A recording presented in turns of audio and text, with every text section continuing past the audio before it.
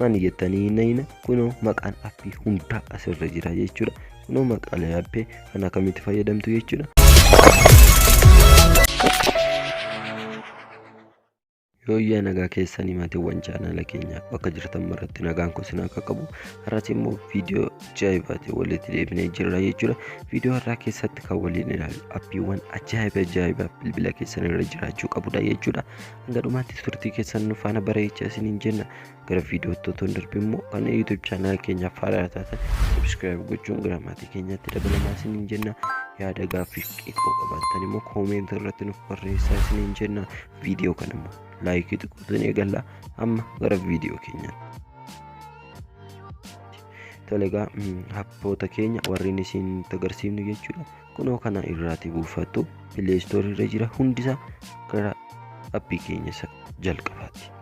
Tole egaa appiin keenya inni jalqaba Clog Life Wallpaper jedha. Wallpaperoota innaan isiniin jedhu kunoo fuula kanarra kan jiru isaan kana jechuudha. Akkamittiin akka jijjiiruu dandeessanii fi sa'aatii ittiin lakkaa'anii irraa akkamitti akka kaa'uu dandeessanidha jechuudha kan isin dandeessisu. Seennee waliin ilaalla.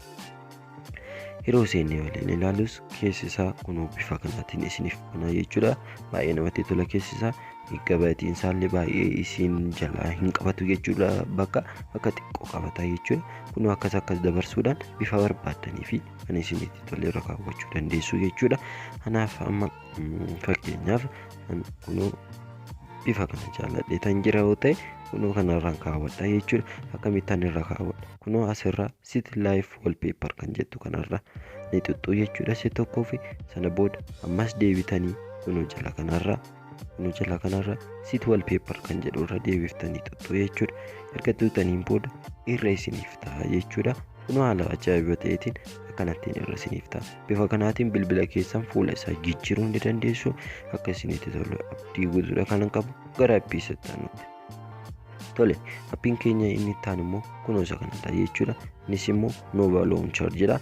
Maqaa isaa akkuma iskiriinii irraa argitanitti Play Store irraa buufachuu ni dandeessu jechuudha. Faayidaan isaa immoo fuula iskiriinii keenya jijjiiruu akka nuti dandeenyu nu taasisa jechuudha. Appii baay'ee bareedu ta'edha jechuudha. Kunoo jijjiirsisee jira jechuudha. Kunoo ilaalla bifa kanaatiin inni dura ture kunoo bifa kanaatiin jechuudha. Bifa kanaatiin bukkeetti darba. Erga appii kana keessa seennee booda immoo erga appicha xunne bifa isaa nu jijjiira jechuudha. Warroonni waggaa baay'ee bilbila akka ittiin qabatan fa'i gara kanaatti jijjiirrachuudhaan itti fayyadamuu ni dandeessu jechuudha. Kunoo bifa bareedaa bilbila keessaniif kenna jechuudha. Isas Play Store irraa Nova Launcher jettanii yoo argattan ni argattu jechuudha. Seentanii akka itti fayyadamtanii fi akka jaalattan abdii guutuudha kanan qabu gara appii keenya itti aanutti.